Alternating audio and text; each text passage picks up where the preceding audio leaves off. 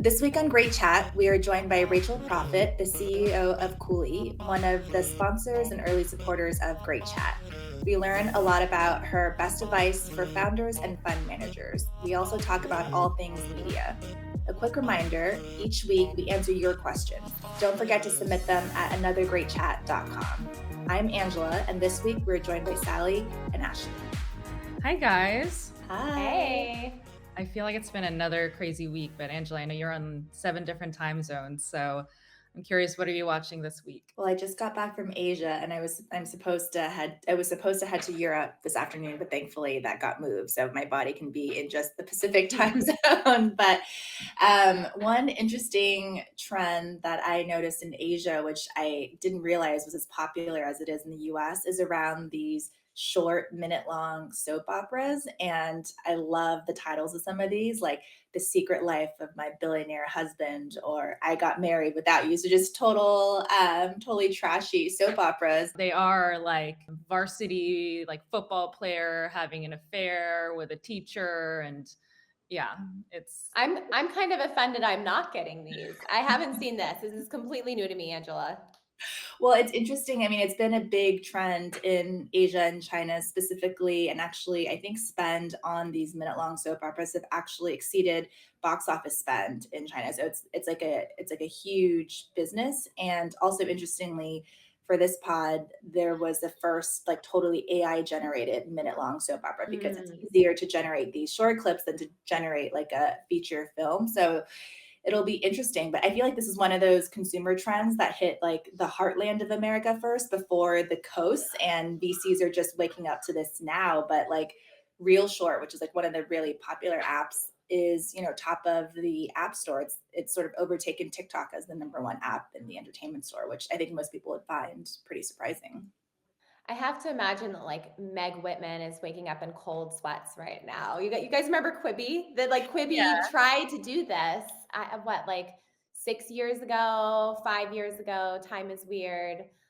Raised tons of money. It was like such a huge bet, and then the pandemic hit right as they were launching, and the short video format didn't make sense when we were all stuck at home. Versus, I think the thesis was like, when you're waiting for the bus or you're like between meetings, maybe you want to watch something short and quick. And so just wild to see how this is emerging, of course, like in a different way, but with the sort of same value prop. yeah, like timing is everything. And I feel like Jeffrey Katzenberg had the right concept and right idea, but wrong execution as well, because he was trying to bring in these like high profile, like big studios, big celebrities. I think like if you break down the unit economics per show for Quibi, it's tens of thousands and probably more for some of the seasons versus the short form content that Angela you're talking about. These are like few $1,000s, if that, and if it's AI generated, the cost of that is continue to go down. Can I ask, is ReelShort REEL shorts? Is that okay? Great. I love a pun. They nailed it. That's fantastic. I think the one question about this though is if it'll exist on another platform, like Angela was saying, of like these, I don't even know these companies. I think there's a few, or is Instagram going to just replicate the model? That's what we see in China. This is a huge market, and I think ByteDance was not the first player to enter the market. There were more just short form video specific platforms, but because of the distribution that ByteDance already has, they've really like overtaken the lead in the market. So and I think also this is Zuck's jam, right? He's like great at copying things that are working, and so of course there is like a tiger team spinning up like the Instagram or the real shorts. I mean, maybe they'll even just keep the REELS short reels. That's what he can call it. Okay, also in media, but also in venture. So much media news. So I think the TechCrunch called it an acqui-hire of Eric Tornberg and his podcast network, Turpentine, announced by A16Z yesterday. And he'll be a GP there and is going to continue to sort of build out the like media network side of what he's doing. I don't know, Sally, what do you think? No, I found this really interesting because obviously I think Andreessen a few years ago tried to launch their own network with Future. I don't think that went anywhere. It was all at an earlier stage of everyone wanting to go direct, and there was this tension between the old guard of tech journalists and venture capitalists. I've spoken to Eric a few times about Turpentine Media, and I've been really excited about what he's been building, especially on the data side. Because ultimately, what makes the quality of the content really good is when you give great context and great guests. But second of it is being able to build data on top of the content, and that's what he's been trying to do. And so, what I mean by that is, you have access to all these various venture funds and you talk about returns. Can you build like a Crunchbase kind of model on top of your media company, and be a better resource than just content in terms of conversations.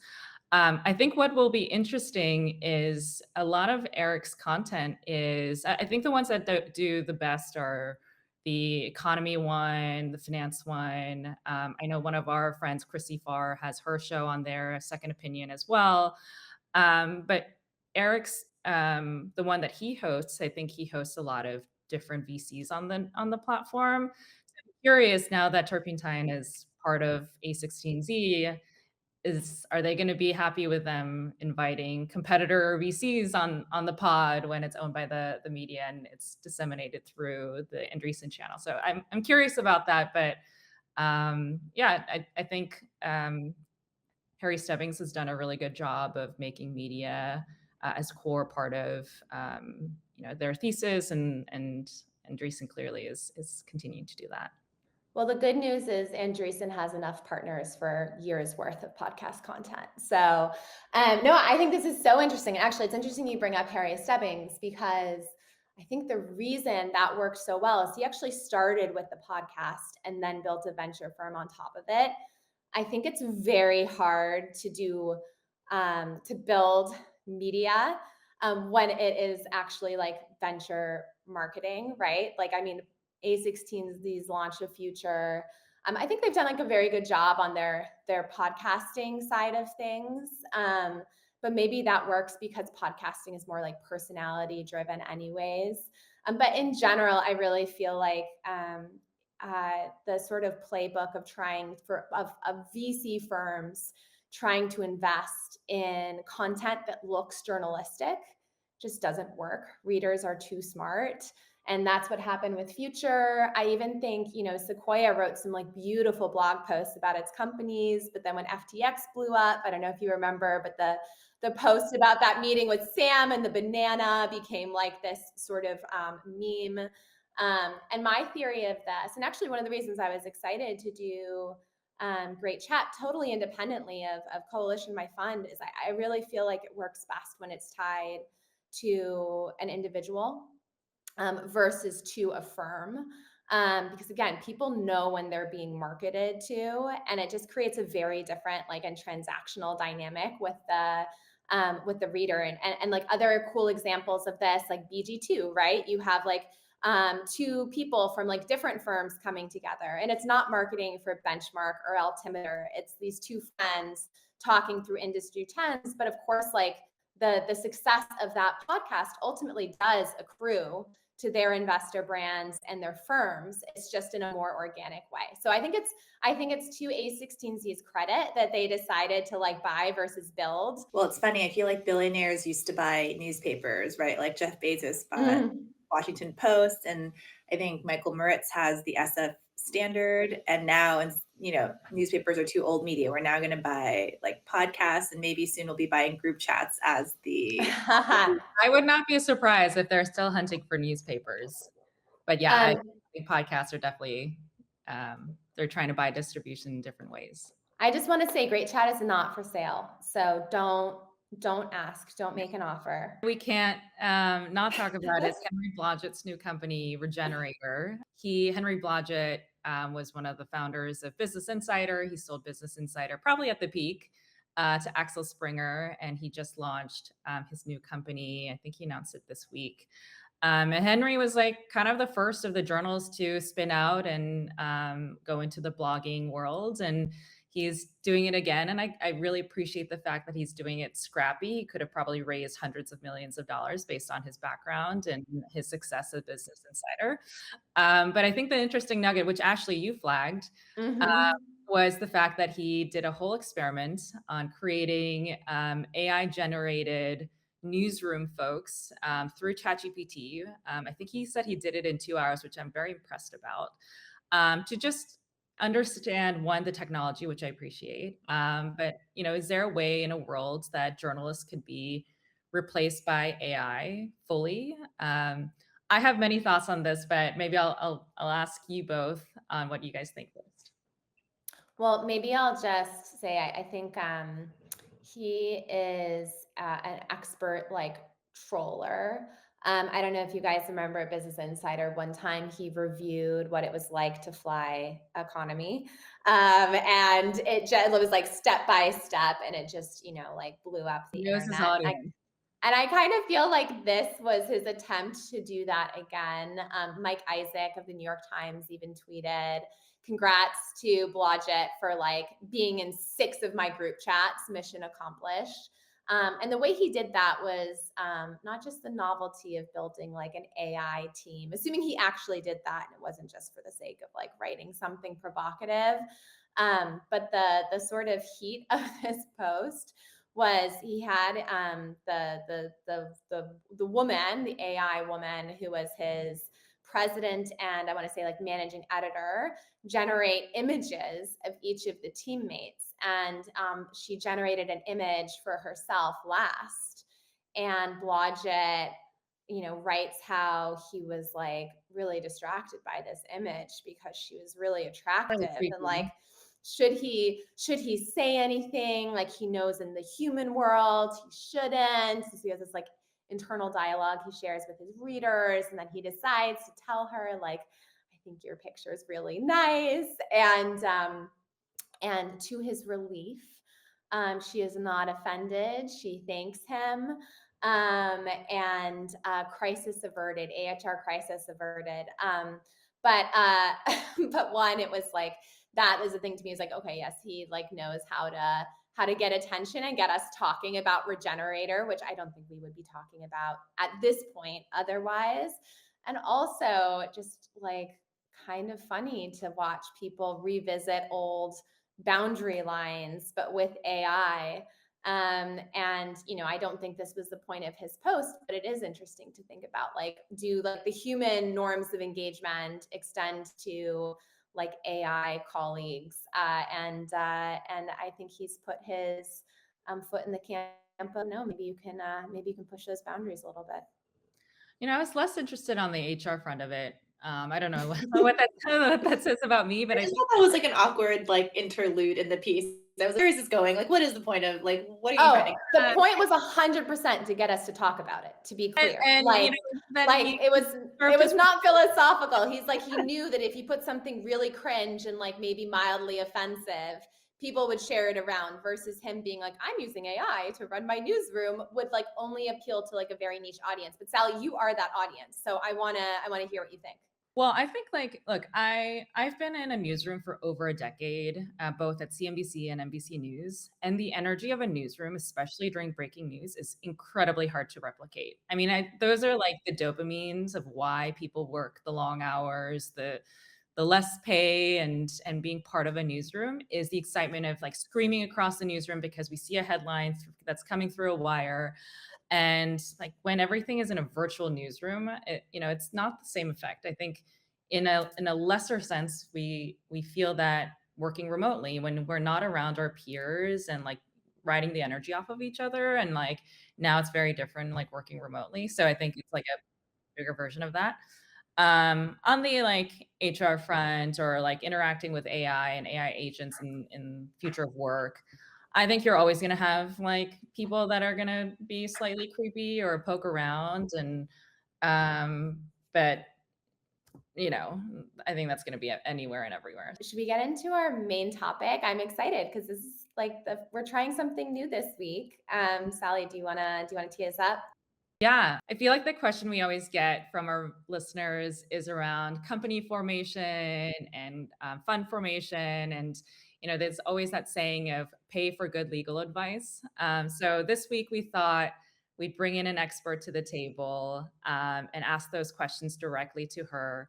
We want to bring in Rachel Proffitt, who is the CEO of Cooley, also early supporter of Great Chat.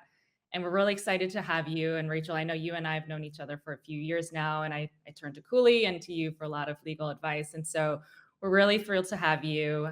Maybe just to kick it off, would love to get your background on how you got to becoming the CEO of Cooley, and then we'll get into the other questions. Awesome. Well, thank you very much for having me. It's a pleasure to be here. I It was a bit serendipitous, I think, about how I got to be here. This was not on any sort of vision board. I have been a attorney for over 2 decades now, doing what I love, which is helping entrepreneurs start, scale, sell, take public their enterprises. And I have been privileged to be working at Cooley for the last 8 years. And you are probably guessing that being a lawyer does not come with like a how to be a CEO training. But what it does do is enable us to manage teams of people. And so when the opportunity came to be in service to Cooley in a broader way, which is to serve this organization as its leader, I was excited about the opportunity. But I'll be honest and tell you the last 14, 15 months have been full of tremendous learning. This is the topic that we talked about last week, which is all about imposter syndrome. I certainly had one when I was really young, leading a small office, much smaller in scale than Cooley. But I'm curious if you had any moments of that as you became CEO. I feel like I've struggled with that pretty much my whole career, right? As soon as I got my first job, wondering how long they'd take to realize I didn't belong there. And I certainly have had days where I think, my God, the instruction manual didn't come with this, and how is this going to work? But I feel like I've been really fortunate to lean on friends, confidants, mentors all around me who have made this easier. But I mean, I feel like any leader who stands in front of you and says, "I have no fear, nothing makes me nervous, and like all is easy," is probably just not giving it to you straight. So I can absolutely tell you that those are there pieces of days that certainly feel that way. Rachel, maybe to get into the sort of reason for inviting you to come chat with us.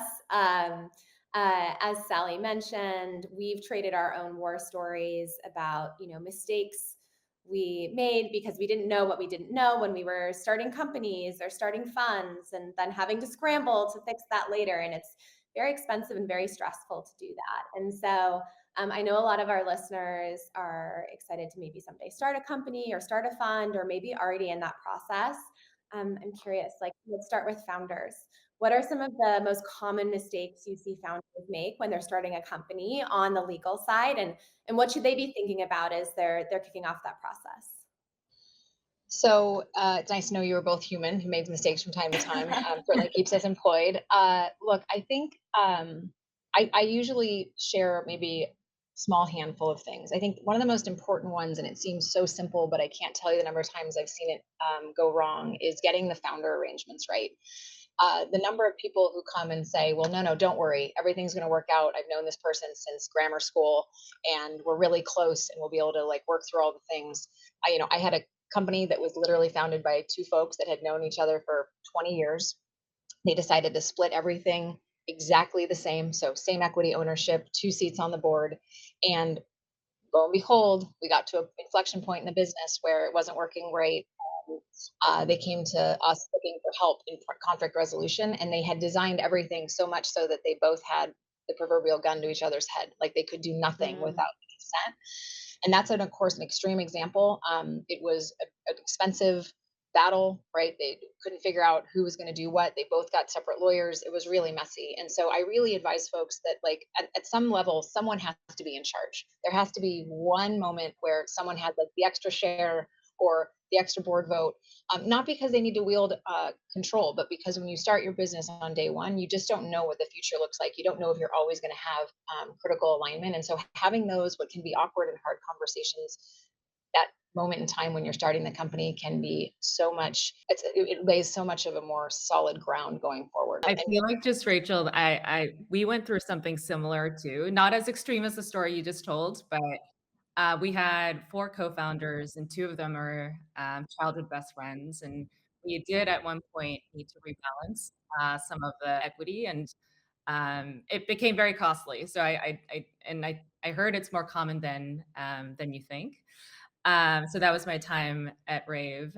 Someone gave me a good advice of when you start a company, it's like you need a prenup. You also need like a founder nup. I hate to say it because it feels like you're such a Debbie Downer, but like the number of times I've seen some version of that movie play out has just been too many, right? And I feel like it's much more fun to be focusing on the build and the growth and the team and all of that. And it's really unfortunate when that becomes a distraction because as you've lived through, right, it's really hard to continue to run a business when there's that level of discord. Selfishly, so I have a fund, raised and started Fund One about 3 years ago.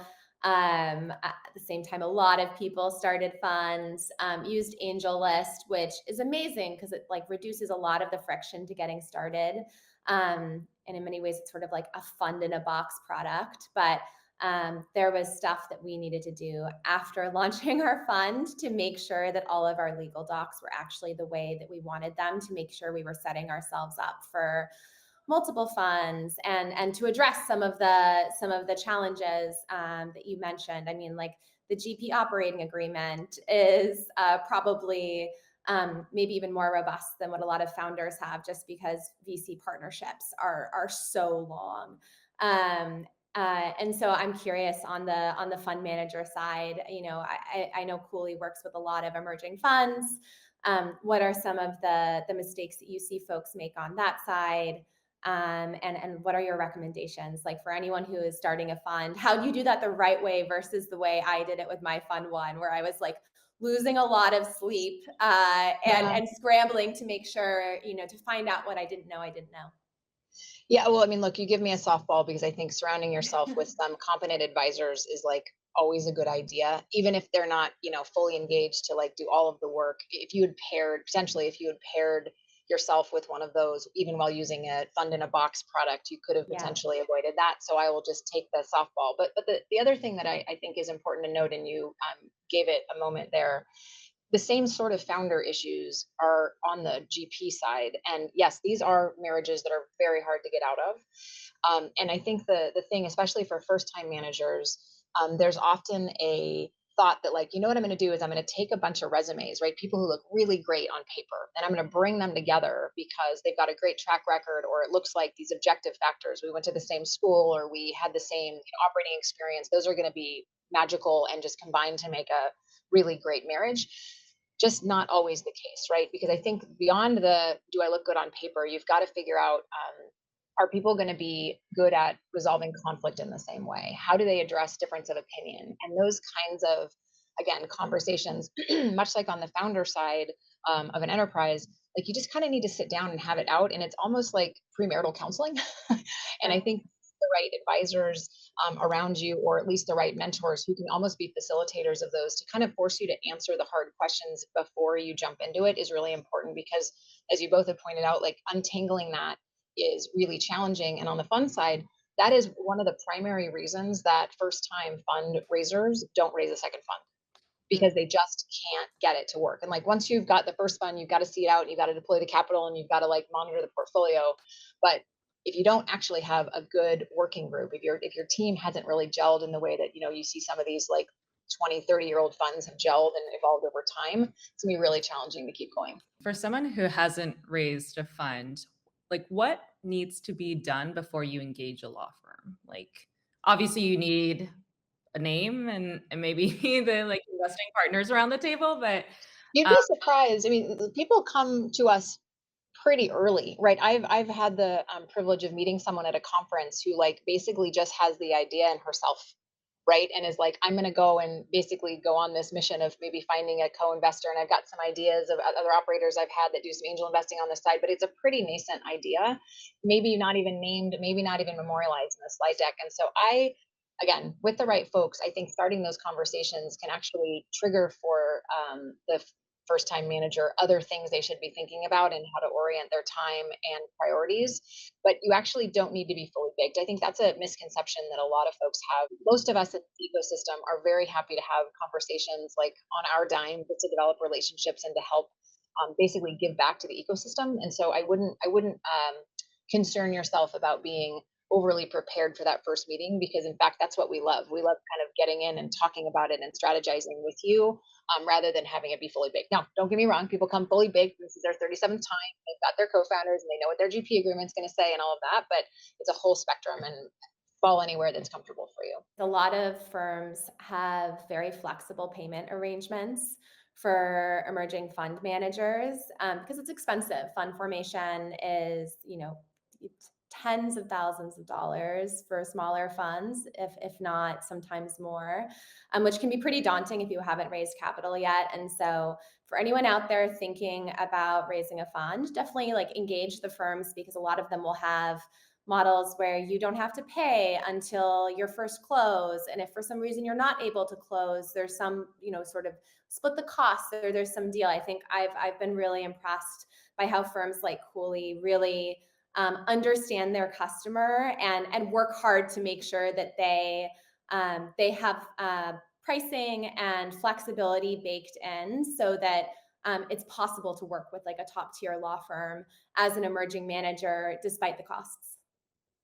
And I'll echo that. I think that's part of our obligation to keep this ecosystem thriving, is to make sure that it's not cost prohibitive to get set up in the way that's going to help you be successful, for sure.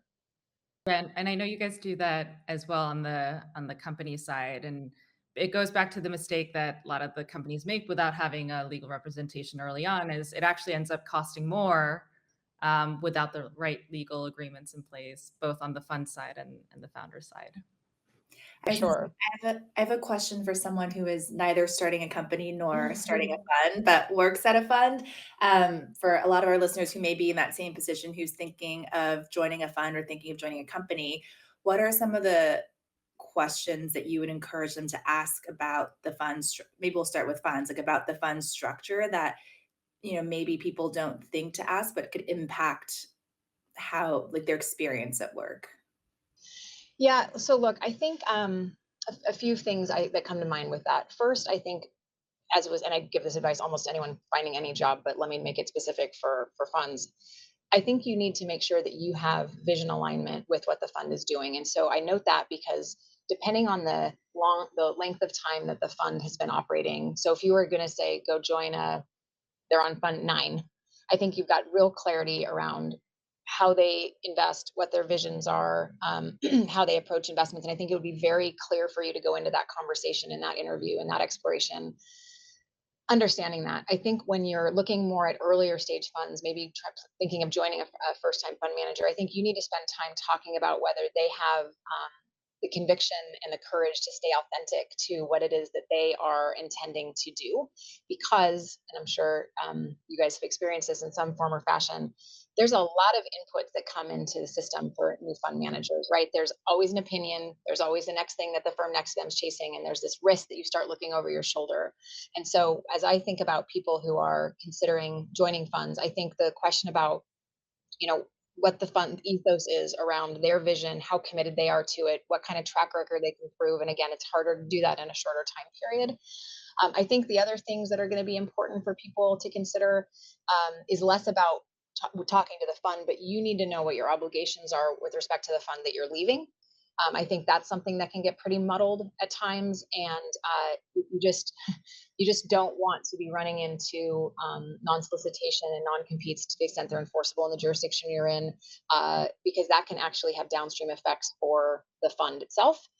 And then, I think the final thing that I would be considering is how much you are anticipating putting into this new role, right? So you think you go into operator or someone that's not a GP, but if you are going in one of those primary functions, there's a real question mark about where in the arc you're joining, because I think it always takes like 2 or 3 times longer to raise than anyone expects it to. You have to have like 10 times more conversations to get to that single yes.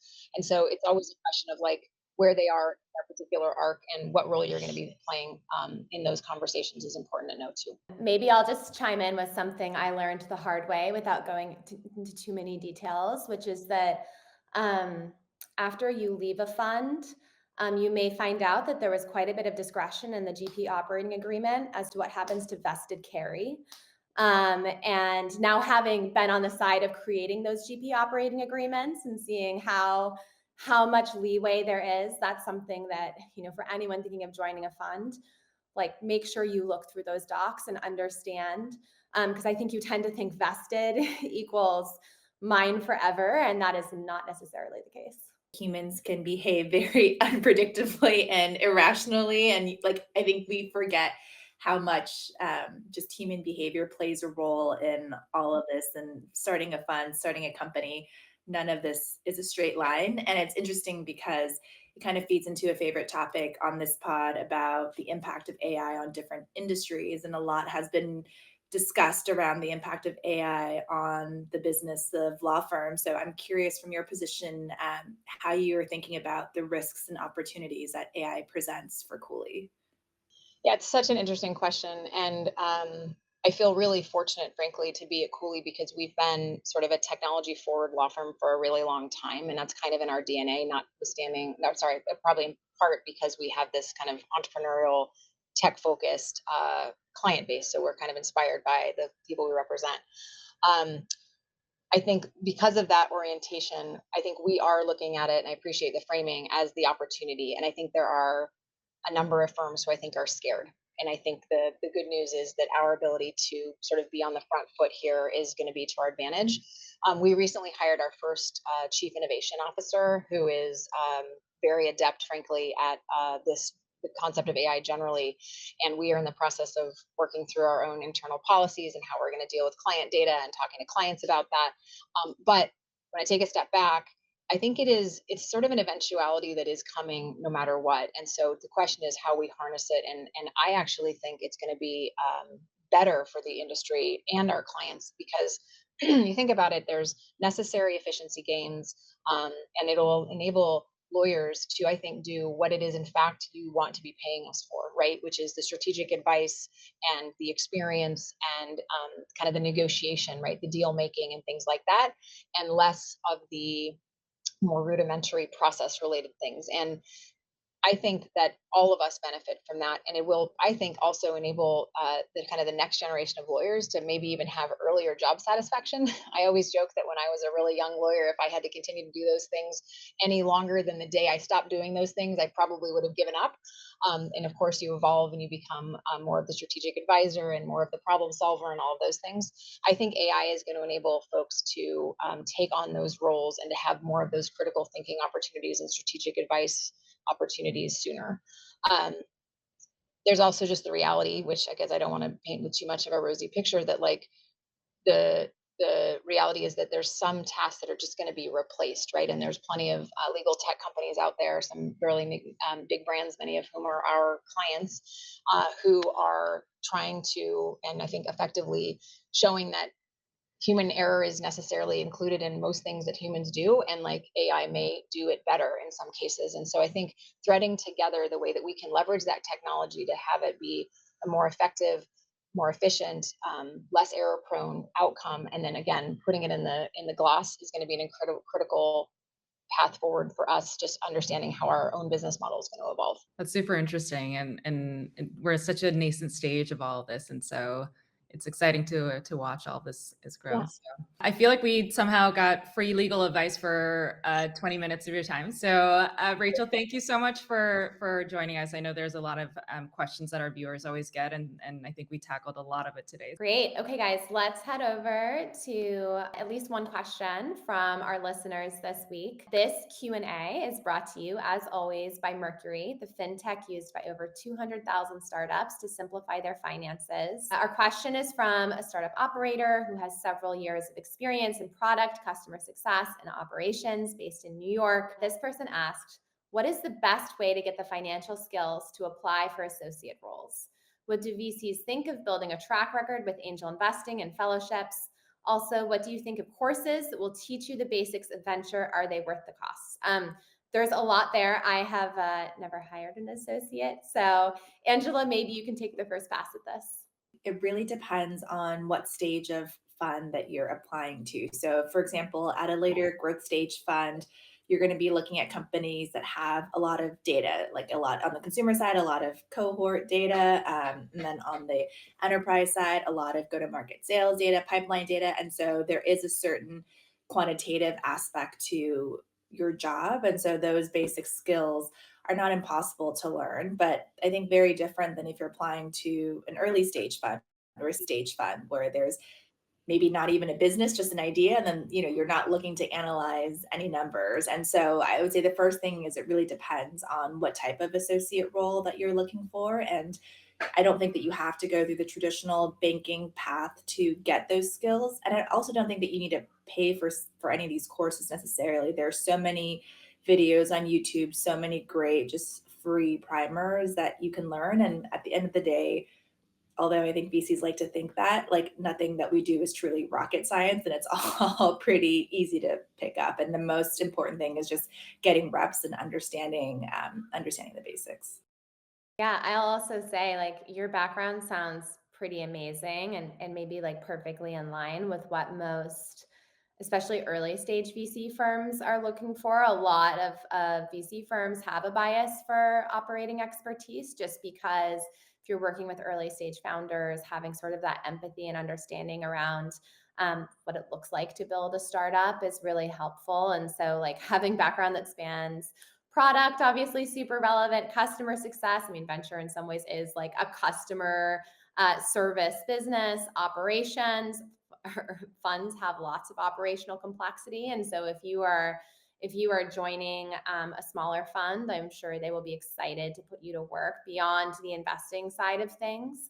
And then if you also have an angel investing track record, that's probably where for early, seed stage type funds, you will have a real leg up, especially if they plan on having, the associate role be really founder facing because in early stage firms, it's oftentimes really about ground game. Like, how do you go out and find great people who are building? And if you've shown that you can do that as an angel, that's a great thing to be able to bring to the table versus them sort of taking a guess at what your taste as an investor or your access as an investor might look like. But strong agree with Angela. I don't think you need to pay for anything. If you decide you really want to stay and build your career in venture, there are great programs to do that. I did Kaufman Fellows, which is a venture fellowship over 2 years. You have to be sort of more of a check writer at that point.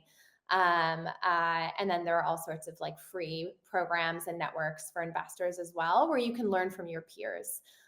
Which, is my bias anyways for how best to learn. I also have never hired an associate, but there are some great books out there as well.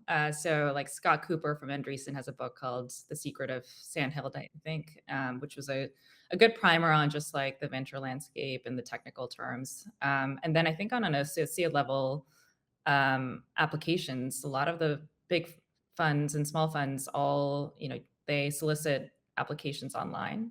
So it's not like a partner track where you need to get to know the investors on the team. The associate level is more of a more traditional application process, at least from what I've seen, not having gone through the process. I think this is a good place for us to wrap up for this week. Angela, I'm glad you're not going to Europe, but maybe we will see you, God knows, maybe in Croatia next week. And I think this is a good way to end. See you next week. Bye, guys.